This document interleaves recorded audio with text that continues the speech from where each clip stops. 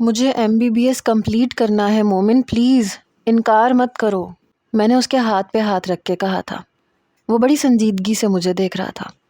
4 سال رہتے ہیں اور کتنا انتظار کروانے کا ارادہ ہے تمہارا؟ میری آنکھوں میں آنکھیں ڈالے وہ پوچھ رہا تھا۔ بس 4 سال، اور اگر تم ہاؤس جاب میں میری مدد کر دو تو صرف 4، یعنی کہ اگر میں تمہاری اس بات پہ حامی نہ بھروں تو 5 سال۔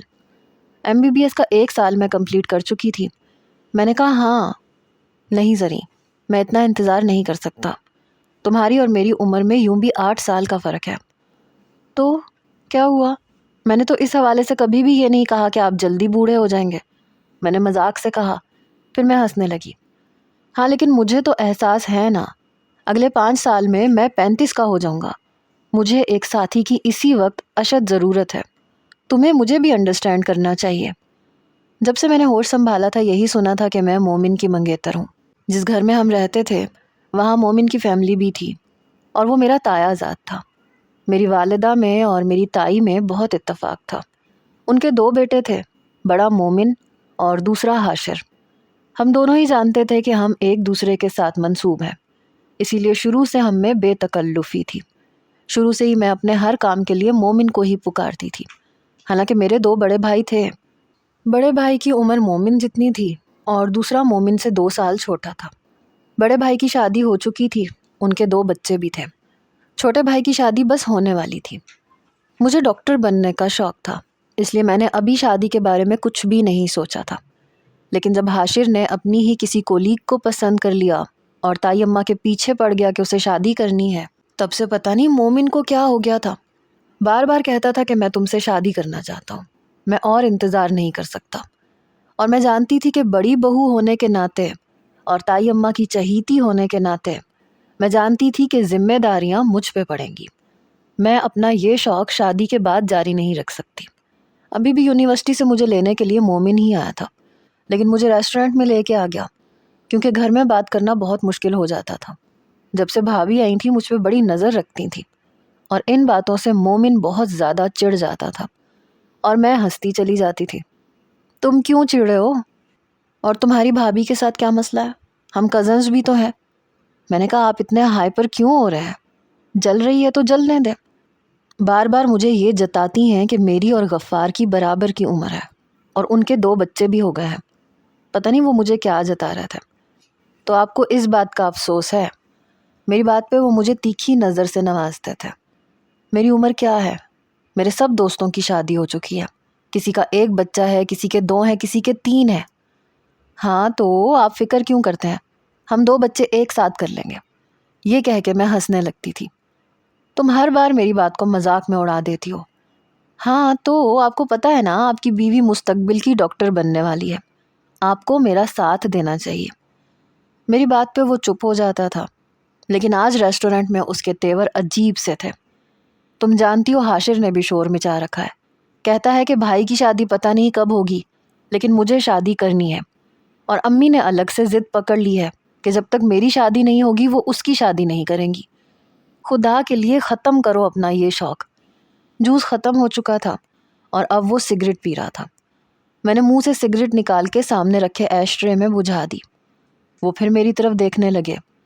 زری میں بہت سنجیدگی سے تم سے بات کر رہا ہوں۔ ہاں تو میں نے کون سا مذاق کیا ہے یا آپ کو کوئی لطیفہ سنایا ہے؟ میں بھی جوس پی رہی تھی۔ تم سنجیدہ نہیں ہو۔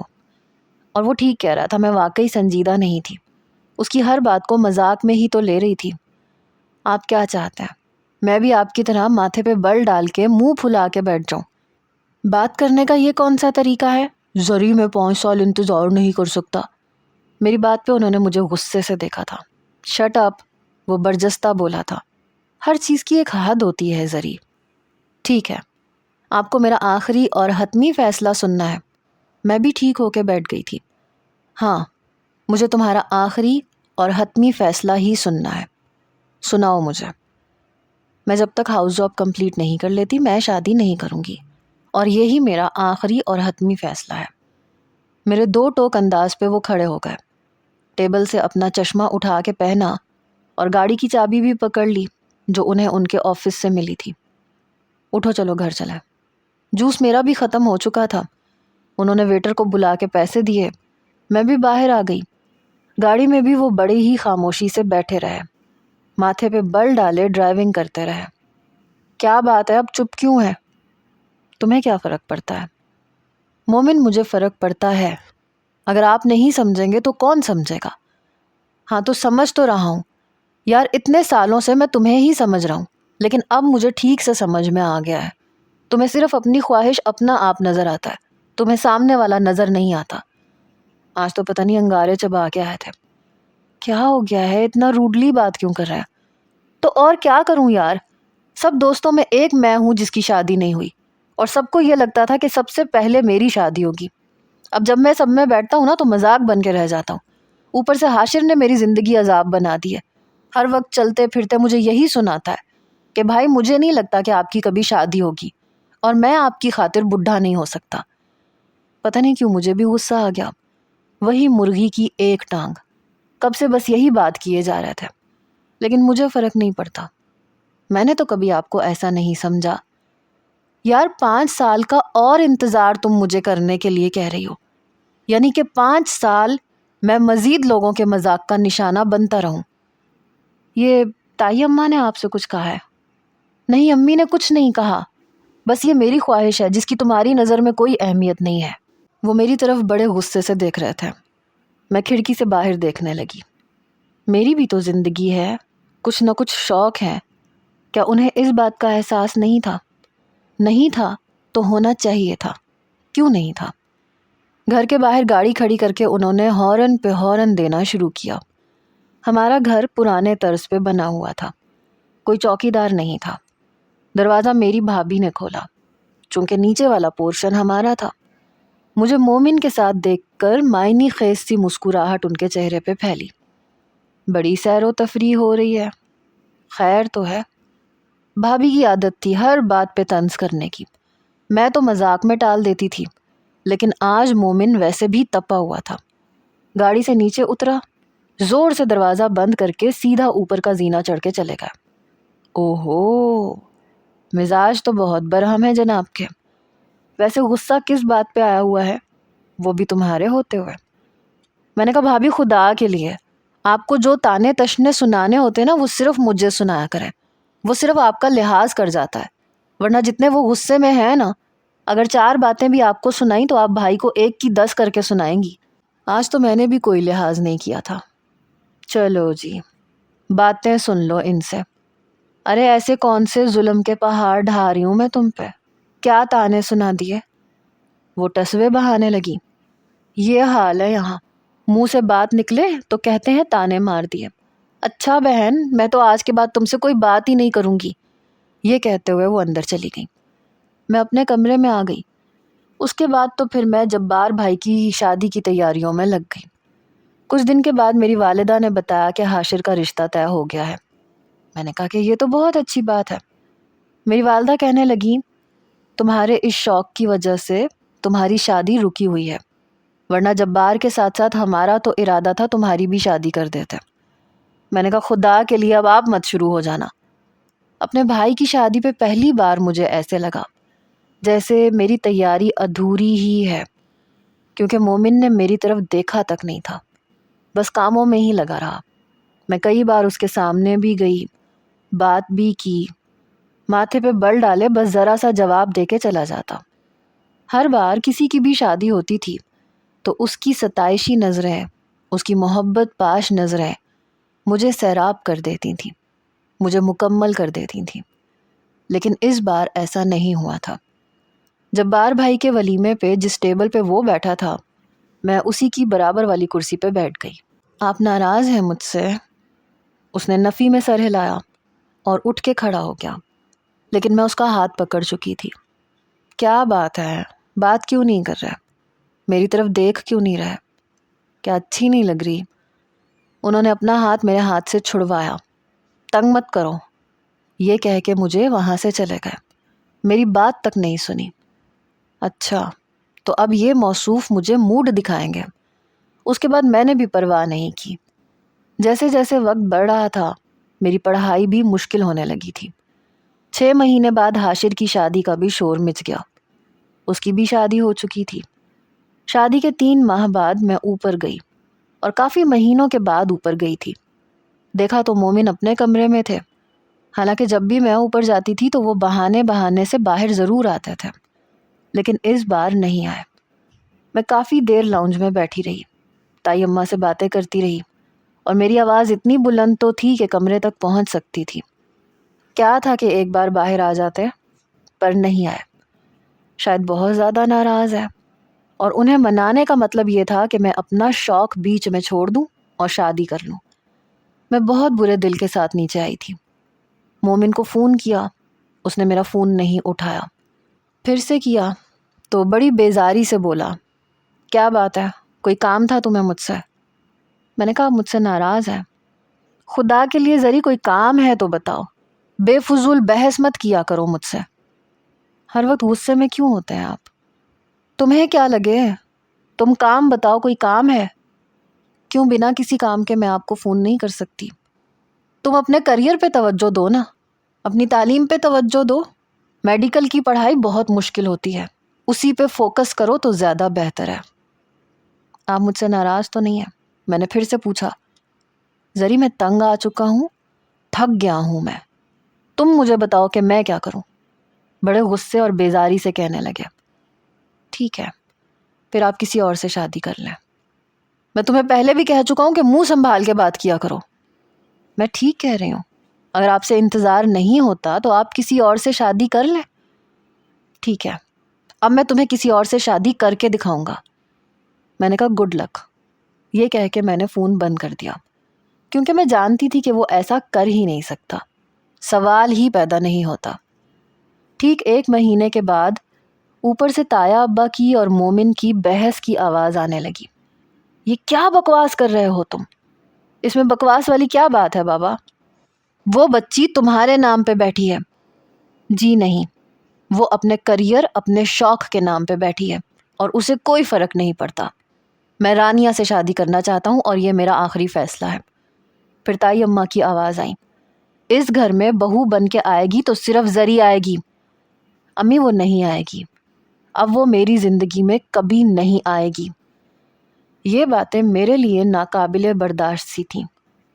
تو پھر تم یہاں سے جا سکتے ہو، پھر دفع ہو جاؤ تم یہاں سے، اگر تم میری بھتیجی سے شادی نہیں کرنا چاہتے، پھر اس گھر میں بھی نہیں رہو گے تم۔ بابا میں واقعی یہاں سے چلا جاؤں گا، اور دوبارہ پھر آپ لوگ میری شکل نہیں دیکھیں گے۔ آپ لوگ میرے ساتھ رانیہ کے گھر چل رہے ہیں یا نہیں؟ تایا ابا اور تائی اماں کہنے لگے، نہیں جائیں گے ہم، دفع ہو جاؤ یہاں سے۔ دیکھ لینا مومن، تم کبھی بھی خوش نہیں رہ پاؤ گے، ہمیشہ خوشیوں کو ترستے رہو گے۔ اور میری آنکھوں سے آنسو ٹوٹ کے گرے۔ کیا جو کچھ میں سن رہی تھی وہ ٹھیک تھا؟ کیا وہ سچ تھا؟ میرا دماغ چکرا کے رہ گیا تھا۔ کچھ دیر بعد اپنا بیگ پکڑے وہ زینہ نیچے اترا، ایک نظر مجھ پہ ڈالی، حالانکہ میری آنکھوں سے آنسو بہہ رہے تھے، لیکن چلا گیا۔ تائی اماں اور تایا ابا کو لگا کہ 3-4 دن میں جب ہوش ٹھکانے آ جائیں گے تو وہ خود ہی واپس آ جائے گا، لیکن وہ نہیں آیا تھا۔ ٹھیک 1 ہفتے کے بعد اس کے دوستوں سے یہ خبر پتہ چلی کہ اس نے شادی کر لی ہے، اور میرے اندر کچھ چھن سے ٹوٹ گیا تھا۔ محبت، معاً اعتبار، سب کچھ جو مجھے کبھی یہ لگتا تھا کہ وہ میرے بغیر کسی اور کو اپنا ہی نہیں سکتا، وہ میرا انتظار ضرور کرے گا، یہ محض ایک وہم نکلا تھا۔ اس کے بعد وہ واقعی کبھی گھر نہیں آیا۔ تایا ابا کے منہ سے، کبھی حاشر کے منہ سے یہ پتہ چلتا رہتا تھا۔ کبھی ان کی ملاقات کہیں سرے راہ اس سے ہو جاتی تھی تو بتا دیتا تھا۔ اپنی بیوی کے ساتھ شاپنگ کر رہا تھا، کمبخت میری طرف بھی دیکھ کے رخ بدل گیا۔ میں نے بھی پرواہ نہیں کی، باتوں باتوں میں وہ بتانے لگا، اور میں اٹھ کے اپنے کمرے میں آ گئی۔ بہت روئی تھی، بہت زیادہ۔ تو یہ تھی وہ محبت جس کے دعوے وہ بچپن سے کرتا آ رہا تھا، جو ایک ضد پہ ختم ہو گئی۔ یہ ممکن تھا کہ میرا رشتہ ٹوٹنے پہ میرے والدین نے میرے تایا ابا سے ملنا جلنا چھوڑ دیا تھا، لیکن جب انہوں نے ہماری خاطر اپنے بیٹے کو چھوڑ دیا تو پھر ان سے ہمارا تعلق کیسے ٹوٹ سکتا تھا؟ ایک بار حاشر کے منہ سے پتہ چلا، تمہیں پتہ ہے مومن بھائی کے گھر جڑواں بیٹے ہوئے ہیں۔ میں نے کہا تم مجھے کیوں بتا رہے ہو؟ ایسے ہی پتہ چلا تھا تو بتا دیا۔ براہ کرم میرے سامنے اپنے بھائی کا نام نہ لیا کرو، نہ ذکر کیا کرو۔ لوگوں میں باتیں ہونے لگی تھیں، ارے کب تک آپ کی بیٹی مومن کے نام پہ بیٹھی رہے گی؟ اس نے تو شادی بھی کر لی، بچے بھی پیدا کر لیے، اپنی زری کے بارے میں بھی کچھ سوچو۔ میری والدہ کہنے لگی ہاں دیکھ رہے ہیں، سوچ رہے ہیں۔ جب میری والدہ مجھ سے بات کرتی تو میں صاف انکار کر دیتی۔ امی اگر مجھے شادی کرنی ہوتی تو میں مومن سے کر چکی ہوتی، مجھے ڈاکٹر بننا ہے، اور جب تک میں نہیں بن جاتی میرے سامنے شادی کا نام بھی مت لیجیے گا۔ میرے چہرے کی مسکراہٹ تک ختم ہو چکی تھی، میں بس پڑھائی پہ فوکس کرتی تھی۔ MBBS میں نے بہت اچھے نمبروں سے پاس کیا تھا، 1 سال ہاؤس جاب میں لگ گیا۔ مومن سے ہم لوگوں کا تعلق بالکل ختم ہو چکا تھا۔ کبھی کبھی تائی اماں ضرور روتی تھیں، ایک بار بھی شکل دکھانے بھی نہیں آیا۔ کیا ایک بار بھی اس کا ماں کے لیے دل نہیں تڑپا؟ پھر پتہ چلا کہ وہ شہر ہی تبدیل کر چکا ہے، یہاں سے جا چکا ہے، کہاں گیا ہے کہاں نہیں کچھ نہیں پتا تھا۔ 2 سال ہو گئے تھے مجھے ہاسپٹل میں جاب کرتے ہوئے، اور یہاں میری والدہ میری جان کے پیچھے آئی ہوئی تھی، شادی کر لو شادی کر لو، کب کرو گی، کس کے انتظار میں بیٹھی ہو؟ میں نے کہا میں کسی کے انتظار میں نہیں بیٹھی ہوں، میں کر لوں گی۔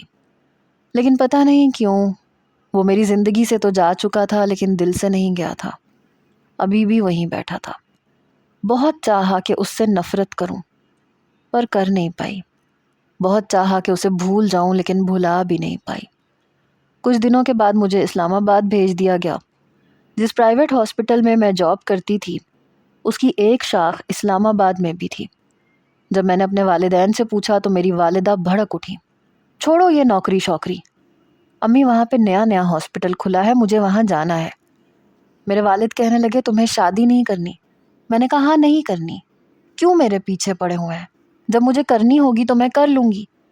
میری طرف دیکھ کے کہنے لگے دیکھ لینا کبھی خوش نہیں رہے گا وہ، میری بچی کی زندگی برباد کر دی، اللہ کرے خود بھی برباد ہو جائے۔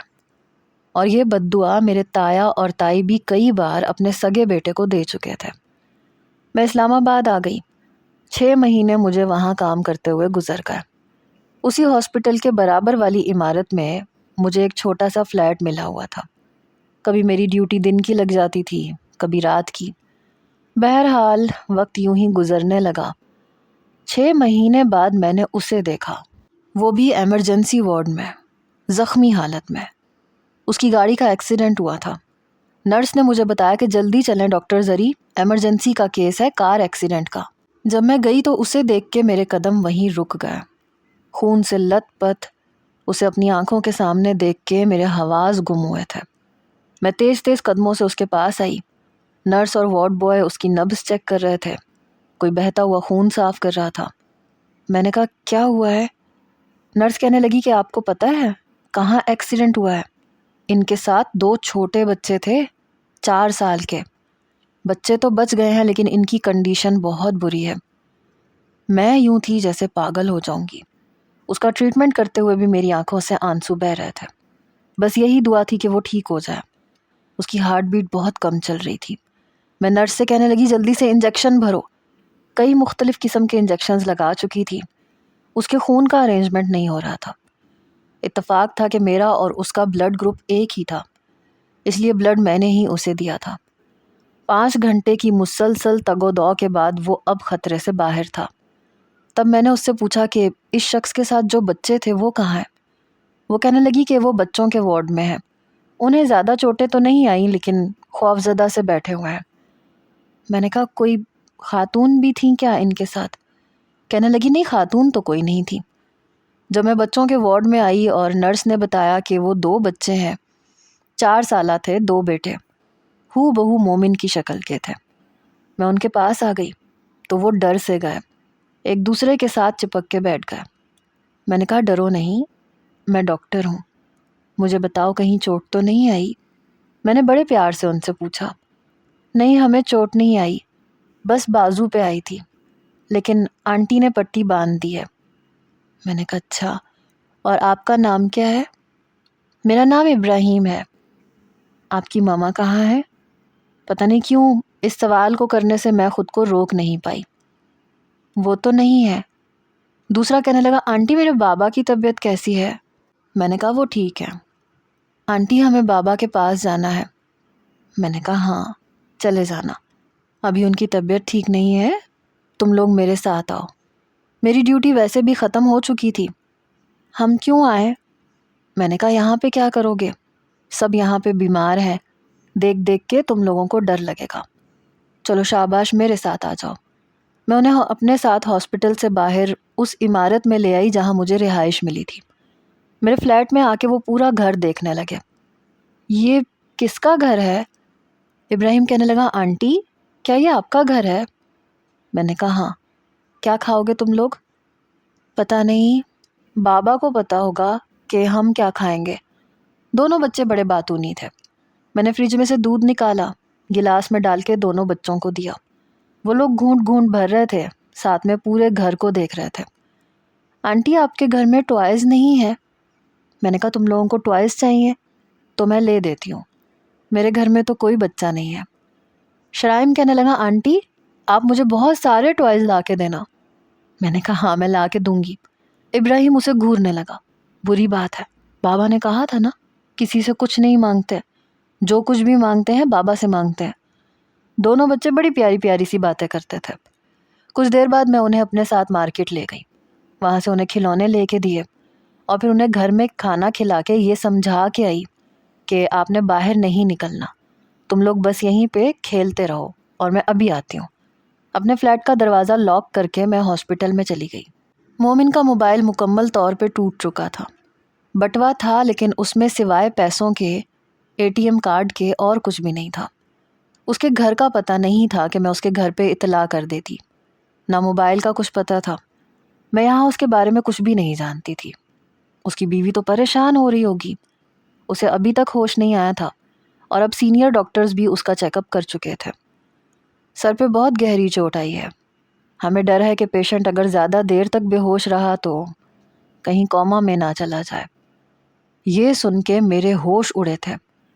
3 سے 4 دن ہو چکے تھے اور میری جان پہ بنی ہوئی تھی، اسے ہوش ہی نہیں آ رہا تھا۔ اب تو ڈاکٹر یہ کہنے لگے کہ ہمیں لگتا ہے کہ یہ کومے میں جا چکا ہے۔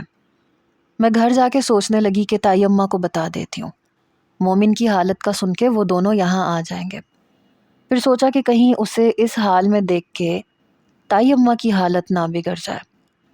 دن میں اپنی ڈیوٹی دینے کے بعد میں گھر جاتی تھی، بچوں کے لیے بہت ساری چیزیں بناتی، انہیں کھانا کھلاتی۔ اب وہ مجھ سے مانوس ہونے لگے تھے۔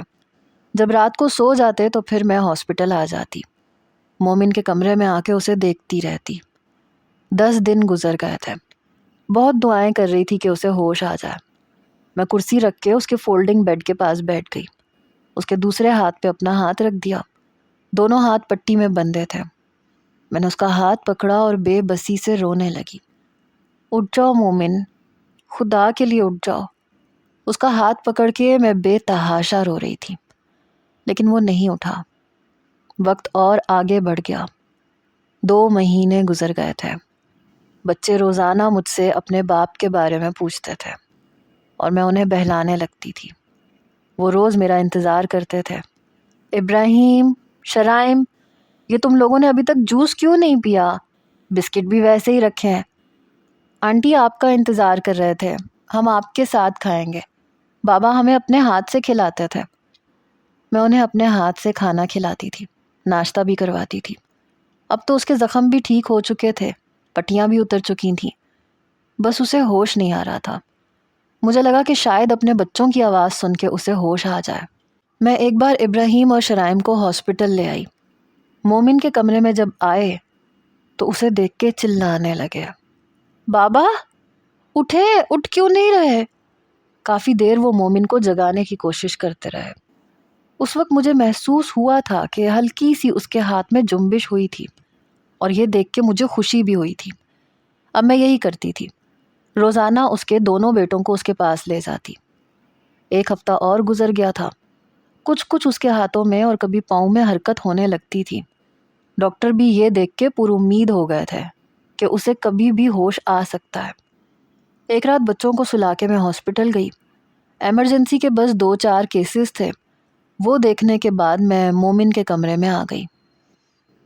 ابراہیم، شرائم، وہ اٹک اٹک کے بول رہا تھا۔ آج تو بے چینی سے اپنی گردن بھی ہلا رہا تھا، شاید اسے ہوش آ رہا تھا۔ میں اس کے پاس آ گئی۔ مومن، اس کی آنکھوں کے پپوٹے ہل رہے تھے۔ میں جلدی سے ڈاکٹر کو بلا کر لائی اور خود پیچھے کھڑی ہو گئی کیونکہ اسے ہوش آ چکا تھا۔ سب سے پہلے اس نے اپنے بچوں کے بارے میں پوچھا۔ وہ بالکل ٹھیک ہے۔ کیا ہوا تھا؟ ایکسیڈنٹ کیسے ہوا تھا؟ پتہ نہیں، میں گاڑی میں بیٹھا تھا، گاڑی چلا رہا تھا، پچھلی سیٹ پہ وہ بیٹھے تھے، دونوں لڑ رہے تھے، بس ایک پل کے لیے میں نے پیچھے دیکھا، انہیں ڈانٹنے لگا، بس اسی پل پتہ نہیں کیسے سامنے سے آنے والے ٹرک کے ساتھ گاڑی ٹکرا گئی۔ آپ اپنے گھر کا پتہ دیں تاکہ ہم آپ کے گھر پہ اطلاع دے دیں۔ آپ کا موبائل ٹوٹ چکا ہے، آپ کے بٹوے میں ایسا کچھ نہیں ہے کہ ہمیں اندازہ ہو سکے کہ آپ کے گھر کا فون نمبر اور پتہ کیا ہے۔ میرے گھر میں کوئی بھی نہیں ہے، صرف میں اور میرے بچے ہوتے ہیں۔ میرے بچے کہاں ہیں ڈاکٹر؟ آپ کی وائف کہاں ہے؟ ڈاکٹروں نے اس سے پوچھا۔ وہ نہیں ہے، 3 سال پہلے اس کا انتقال ہو گیا تھا۔ یہ سن کے میرا دماغ گھوم کے رہ گیا تھا۔ وہ اکیلا تھا، پچھلے 3 سال سے اس کی بیوی مر چکی تھی اور اس نے کسی کو خبر بھی نہ دی اور نہ واپس آیا، جیسے ہم اس کے کچھ لگتے ہی نہیں تھے۔ میں اس کمرے سے باہر آ گئی، باہر رکھی کرسیوں میں سے ایک کرسی پہ بیٹھ کے اپنے آنسو صاف کرنے لگی۔ کیسے مر گئی تھی اس کی بیوی؟ کیا ہوا تھا اسے؟ تبھی وہ بچے اپنی ماں کے بارے میں کوئی بات ہی نہیں کرتے تھے، ہر بات پہ بابا بابا کرتے تھے۔ بابا ہمیں کھانا کھلاتے تھے، بابا ہمیں سونے سے پہلے کہانی سناتے تھے۔ ان کی باتوں میں ماں کا ذکر تک نہیں تھا، اور میں نے کبھی سوچا بھی نہیں کہ ایسا بھی ہو سکتا ہے۔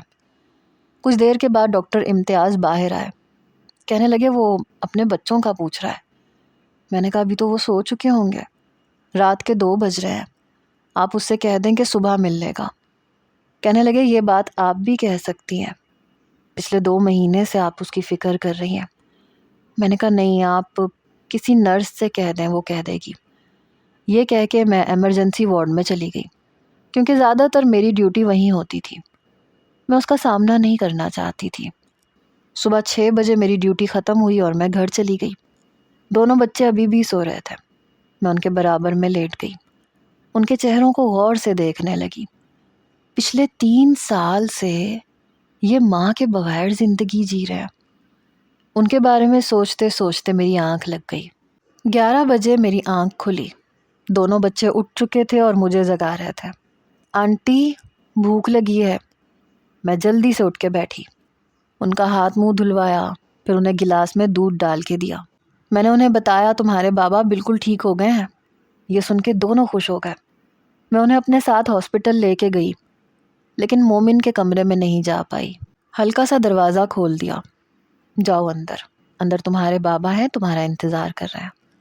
وہ دونوں کمرے کے اندر چلے گئے۔ بابا آپ ٹھیک ہو گئے؟ ہاں میری جان، میں ٹھیک ہو گیا۔ میں اندر نہیں گئی۔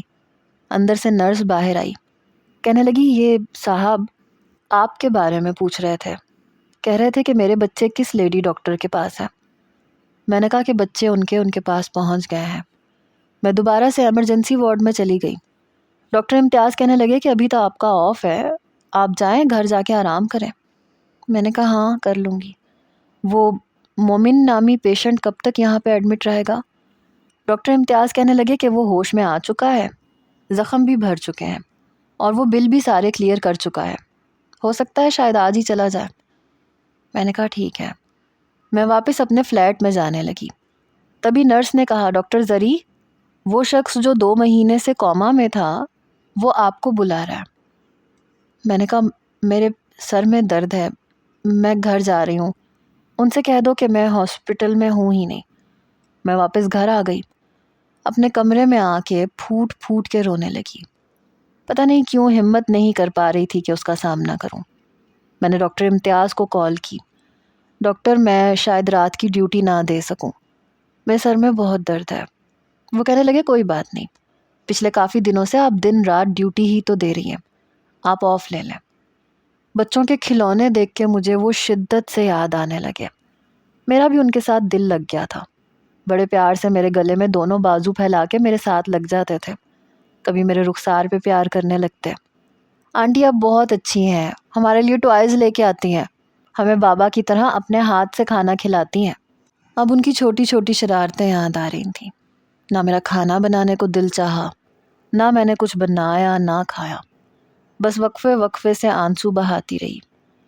شام کے وقت ڈور بیل بجی اور مجھے حیرت ہوئی کہ کون آیا ہوگا۔ میں نے دروازے سے ہی پوچھا، کون ہے؟ آنٹی ہم ہیں، ابراہیم اور شرائم۔ یہ سن کے میں حیران ہوئی کہ وہ دونوں اکیلے کیسے آ گئے، لیکن جیسے ہی میں دروازے تک پہنچی مومن کی آواز آ رہی تھی، بیٹا میں زیادہ دیر نہیں رکوں گا، بس صرف 10 منٹ، اوکے؟ بمشکل میں نے دروازہ کھولا۔